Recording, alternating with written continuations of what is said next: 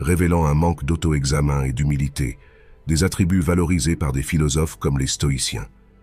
Les personnes de ce type ont tendance à blâmer les autres et à attribuer leurs problèmes à la chance plutôt que de réfléchir sur leurs propres actions.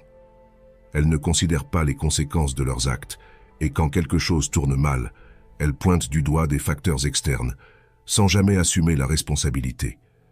Elles croient que leurs choix n'affectent pas les autres ou simplement ne se soucient pas des conséquences.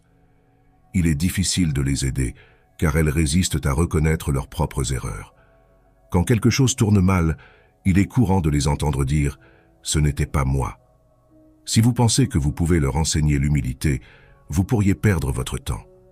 Lorsqu'elles sont confrontées à des adversités, ces personnes ont tendance à attribuer la faute à d'autres personnes ou à des circonstances, au lieu d'assumer la responsabilité de leurs erreurs.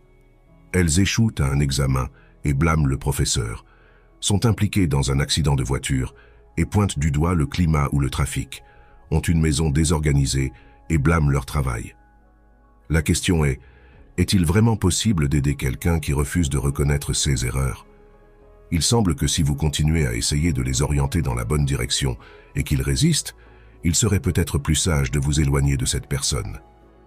Investir plus d'énergie dans cette situation pourrait ne pas en valoir la peine. Ils ont tendance à se plaindre et parfois essaient d'entraîner les autres vers le bas avec eux. L'éloignement peut être la meilleure option. Imposer des limites.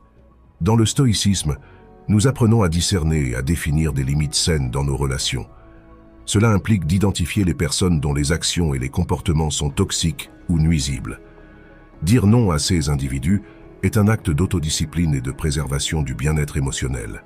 Ces personnes peuvent inclure celles qui cherchent constamment à tirer avantage de nous, agissent de manière manipulatrice, sont négatives et drainent notre énergie, ou ne respectent pas nos limites personnelles. Dire non ne signifie pas les rejeter de manière hostile, mais plutôt définir des limites qui protègent notre intégrité émotionnelle. Le stoïcisme nous enseigne que notre temps et notre énergie sont des ressources précieuses et limitées. Permettre à des personnes toxiques d'occuper ces ressources peut nous empêcher de rechercher des relations et des activités plus significatives et constructives.